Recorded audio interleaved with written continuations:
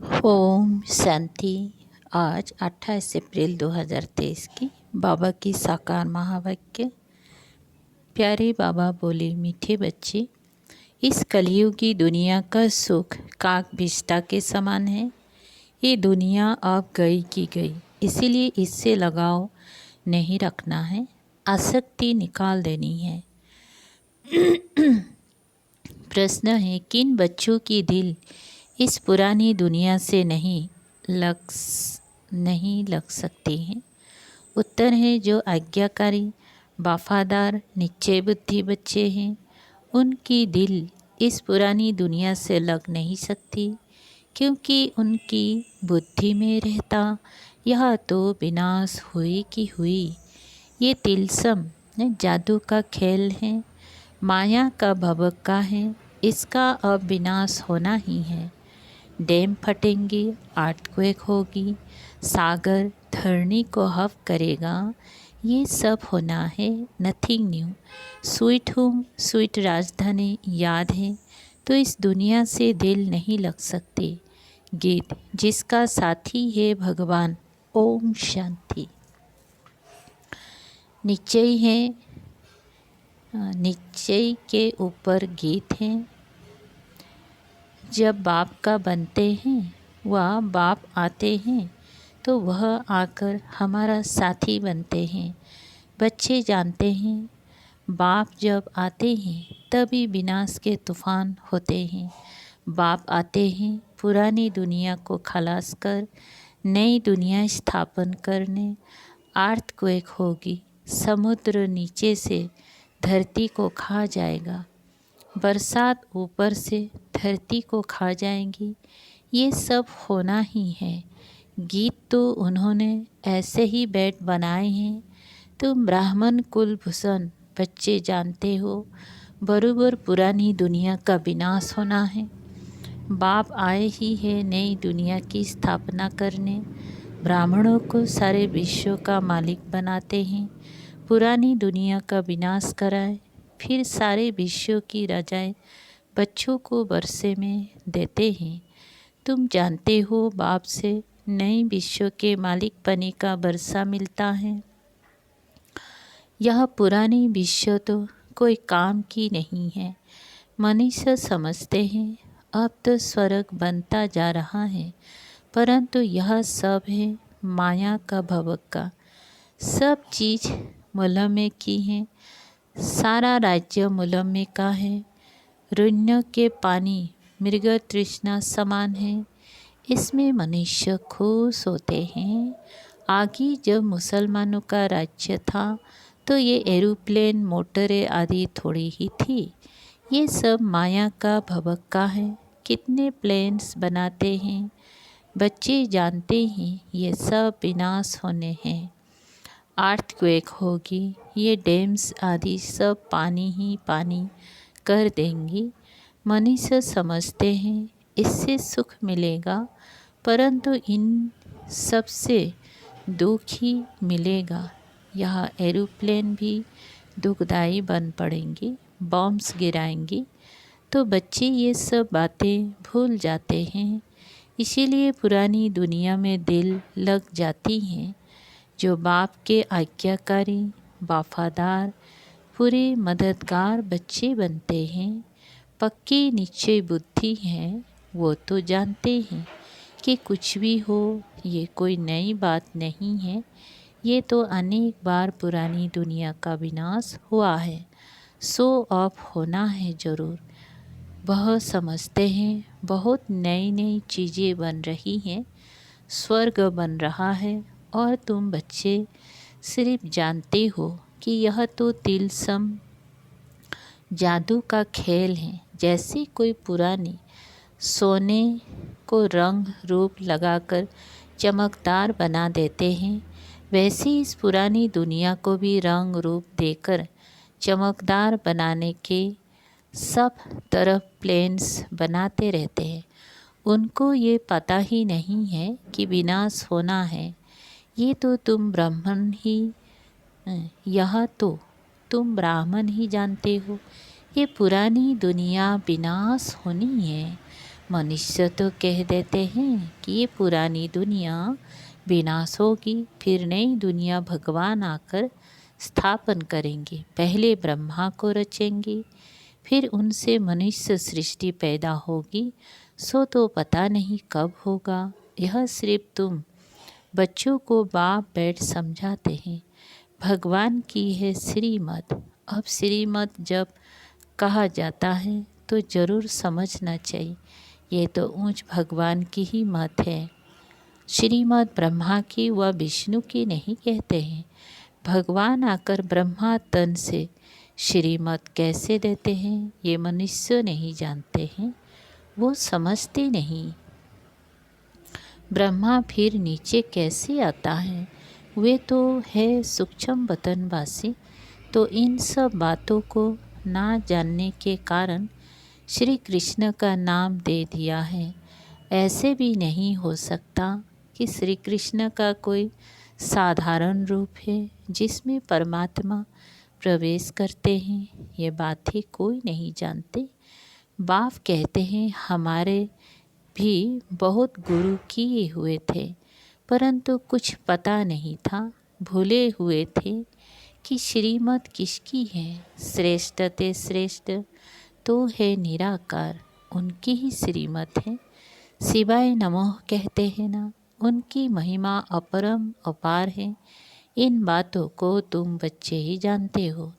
ये सब बातें किसी को बुद्धि में बिठाने में कितनी मेहनत लगती है।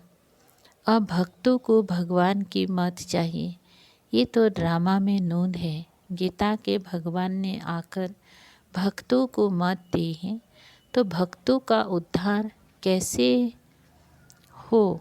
भक्तों फिर कह देते हैं भगवान सर्वव्यापी हैं, भक्त ही भगवान हैं। तो बताओ उन्हों का क्या हल होगा। अब बाप बैठ समझाते हैं कि भगवान एक है, वो आते ही हैं भक्तों की रक्षा करने। इस समय मनुष्य सब रावण की शोक वाटिका में है। कोई भी मनुष्य साधु संत आदि रक्षा नहीं कर सकते हैं। भक्तों की रक्षा भगवान को करनी है। मनुष्य ये नहीं जानते हैं कि हम पतित दुनिया नरक में निवास कर रहे हैं। पावन दुनिया स्वर्ग को कहा जाता है। ये बातें समझेंगी फिर भी कोटों में कोई कल पहले वाले सिकलधे बच्चे ही आएंगी। कल्प कल्प तुम सिकलधे बनते हो, फिर कोई तो पूरा बनते हैं, कोई को तो माया कच्चा ही खा जाती है। बाप को याद ना करने से झट विकार आ जाते हैं। पहला पहला विकार देह अहंकार आया तो फिर औरों की भी चेष्टा होगी। इसलिए बाप कहते हैं देही अभिमानी बनो, क्योंकि सबको वापिस जाना है। यहाँ तो दुख ही दुख है। कलयुगी दुनिया का सुख काग विष्टा के समान है। ये तो सन्यासी भी कहते हैं और तुम भी समझते हो। नरक और स्वर्ग को तुम बच्चे जानते हो। नरक में तो कोई सुख नहीं। नरक में कोई से भी लगाव रखना अपना पद भ्रष्ट करना है। कोई भी चीज़ में आसक्ति नहीं रखनी है। समझाना चाहिए ये तो पुरानी दुनिया ख़त्म होने वाली है। ये दुनिया कोई काम की नहीं है। पहले पहले देह अभिमान आने से उनके साथ दिल लगते हैं। देही अभिमानी फिर इस पुरानी दुनिया से जैसे उपराम रहेंगे। वो होता है हद का बेरा, ये है बेहद का बेरा। हम इस पुरानी दुनिया को भूलते हैं। ये बिल्कुल ही दुख देने वाली है। इनसे बाकी थोड़ा सा काम लेना है।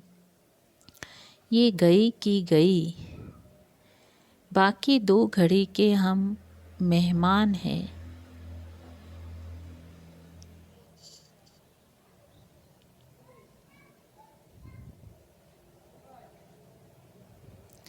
तो ब्राह्मण ही कहते हैं कि हम पुरानी दुनिया में 2 घड़ी के मेहमान हैं।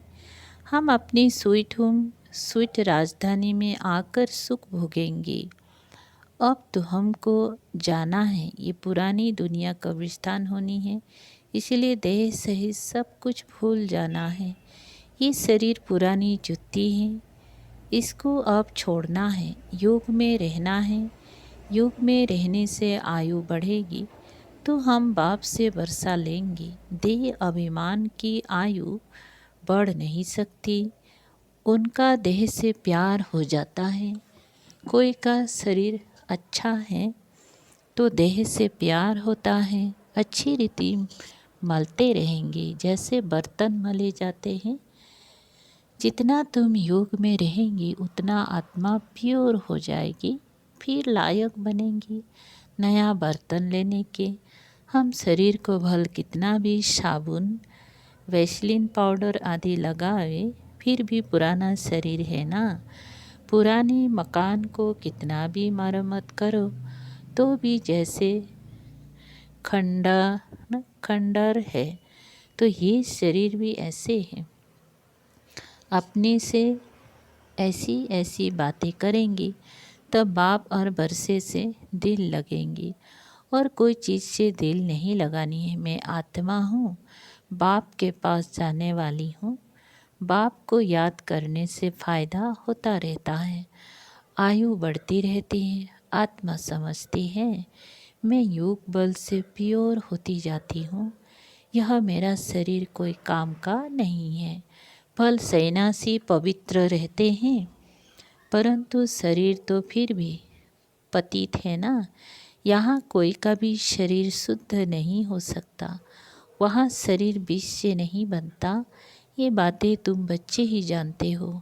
अगर स्वर्ग में भी विकारों से ही पैदाश होती तो फिर उनको निर्विकारी क्यों कहते। वहाँ तो आत्मा और शरीर दोनों पवित्र होते हैं। तुम जानते हो इस समय 5 तत्व भी आयरन एज्ड है, तो शरीर भी ऐसे मिलते हैं। बीमारी आदि हो जाती हैं, वहाँ कभी शरीर बीमार हो ना सके। ये सब समझने की बातें हैं। वहाँ तुम्हारी शरीर भी नए बनते हैं, सतु प्रधान प्रकृति बन जाती है। वहाँ ये दवाइयाँ आदि कुछ नहीं होती, शरीर चमकता रहता है, काया कंचन समान बन जाती हैं। अभी तो लोहे की है, वंडर है ना। काया कैसे बदलती है, कोई पालिश तो नहीं की जाती है, काया एकदम कंचन समान हो जाती है। उसको गोल्डन एज कहा जाता है। सोने की शरीर तो नहीं होते हैं। लक्ष्मी नारायण को पारसनाथ पारसनाथिनी कहते हैं। उन्हों की शरीर देखो कितनी सतु प्रधान है। उन्हों की कितनी महिमा है। अभी तो ये 5 तत्व भी तमु प्रधान है, बीच से शरीर पैदा होते हैं। वहाँ ही योग बल के बाद स्वर्ग में जरूर 22 बच्चे होंगी। का महाशत्रु वहाँ होता नहीं। बाप कहते हैं ये काम तुमको आदि मध्य अंत दुख देने वाला है। उनको कहा ही जाता है संपूर्ण निर्विकारी दुनिया, और इसको संपूर्ण विकारी दुनिया कहा जाता है।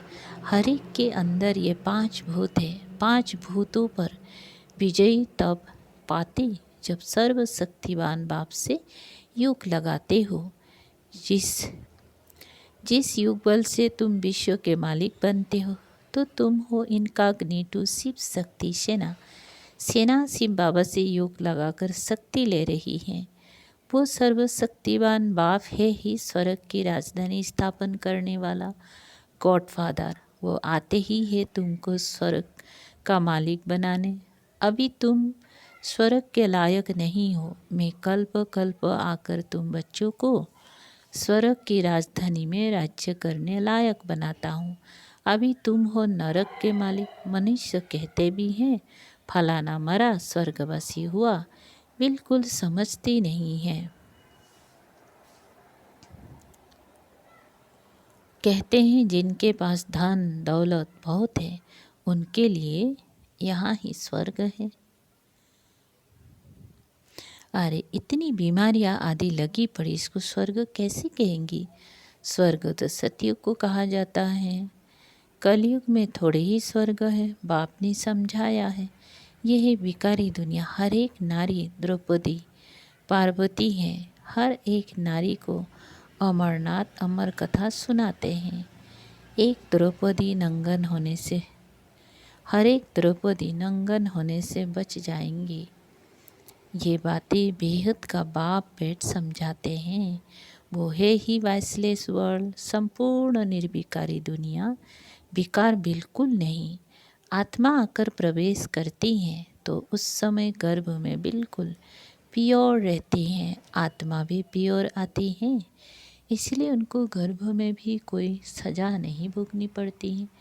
यहाँ तो सभी को सज़ा मिलती है। अच्छा, मीठे मीठे सिकलधे बच्चों प्रति माता पिता बाप दादा का याद प्यार और गुड मॉर्निंग। रूहानी बाप के रूहानी बच्चों को नमस्ते। हम रूहानी बच्चों की रूहानी बाप दादा को याद प्यार गुड मॉर्निंग और नमस्ते नमस्ते। शुक्रिया बाबा।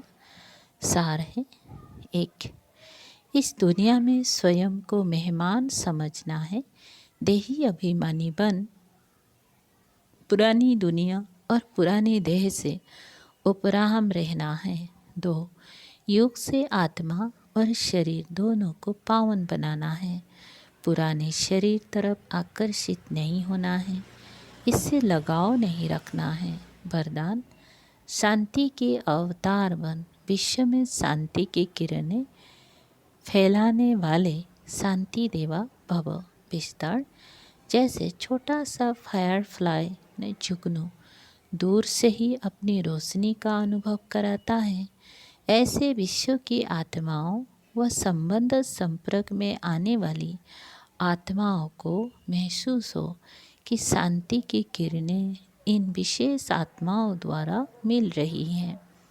बुद्धि द्वारा अनुभव करें कि शांति का अवतार शांति देने आ गए हैं। चारों ओर की अशांत आत्माएं शांति की किरणों के आधार पर शांति कुंड की तरफ खिंची हुई आए। इस शांति की शक्ति का अभी प्रयोग करो। स्लोगन, जिनका स्वयं पर व्यक्तिगत अटेंशन है वे अंतर्मुखी बनकर फिर बाहर मुक्ता में आते ही। ओम शांति।